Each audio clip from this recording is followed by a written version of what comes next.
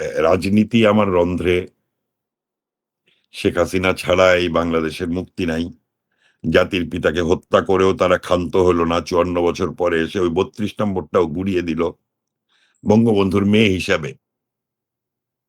শেখ হাসিনার কেমন লাগতে পারে ৩২ নম্বর যখন গুড়িয়ে দেয়? আপনি আমার অনুভূতি জানেন। আমি আপনার শোতে এসে কেঁদেছি। আপনি আমার অনুভূতি জানেন। কিন্তু ৩২ নম্বর গুড়িয়ে দেয়া শেখ হাসিনার অনুভূতিটা আপনারা চিন্তা করেছেন?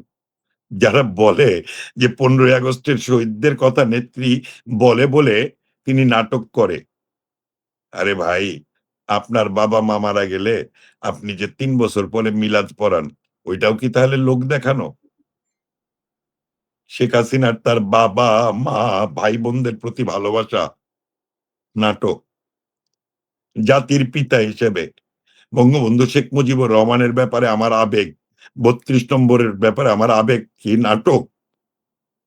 শেখ হাসিনার এই লেখা পড়ে কোন সুস্থ স্বাভাবিক মানুষ যে তার বাবা-মাকে ভালোবাসে, তার সন্তানকে ভালোবাসে, এই লেখা পড়লে না কেঁদে পারবে না বাড়ি ভাই।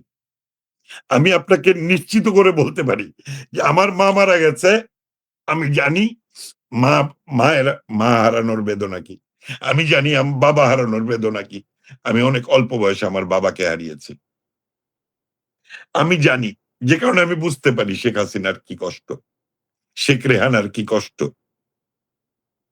আরে ভাই, যে লোকটা আমাদেরকে দেশ দিল, সেই লোকটারে তোমরা মেরে ফেললা। সেই লোকটা যে বাড়িতে থাকতো, ওই বাড়িটা তোমরা ভেঙে ফেললা। বাংলাদেশের মানুষের হৃদয়ে যে বঙ্গবন্ধু আছে, বাংলাদেশের মানুষের মগজে যে ৩২ নম্বরের ছবি আছে, তোমরা পারবা ভাঙতে? পারবা না। বাড়ি ভাই, আমি সরি। আপনি আমাকে আপনার শোতের পরে কবিতা পড়তে বললেন না। আমি ভীষণ ইমোশনাল মানুষ। আমি রাজনীতি করি। আমার একটা কঠোর চরিত্র সবাই সামনে দেখতে পায়। কঠিন, আপোস না করা একটা চরিত্র আমার আছে।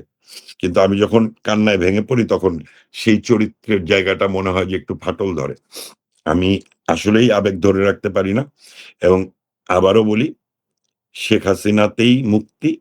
শেখ হাসিনার হাত ধরেই বাংলাদেশে আবার গণতন্ত্রও ফিরে আসবে। আমাদের বাংলাদেশটাও ফিরে আসবে।